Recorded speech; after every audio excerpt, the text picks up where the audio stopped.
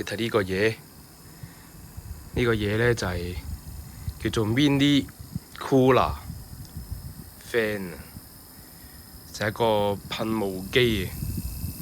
咁而家乾燥得23% 嘅濕度，即係好乾啦。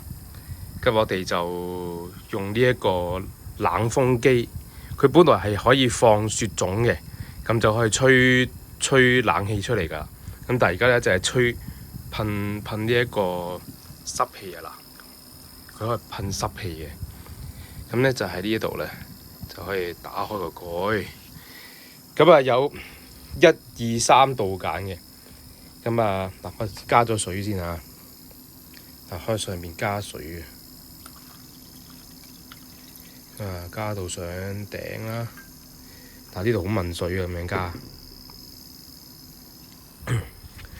跟住呢就吸翻個蓋，咁佢就可以繼續噴㗎啦。咁啊，我記得呢，一度呢，嗱，佢可以唔用風扇嘅，佢唔用風扇呢，佢都可以照噴水嘅。咁但係呢，就會吹咗落地下度呢，就會濕晒嘅。嗱，咁啊一度呢就好似可以噴12個鐘，咁樣呢好似噴6個鐘嘅，咁就三格一齊出，跟住第3點呢，就係5格一齊出，咁應該呢3個鐘頭就噴晒㗎啦。咁然之後呢，嗱，咁而家超大霧啦，咁啊就可以用呢一個風扇，咁啊風扇真係分1、2、3度嘅，冇特別嘅。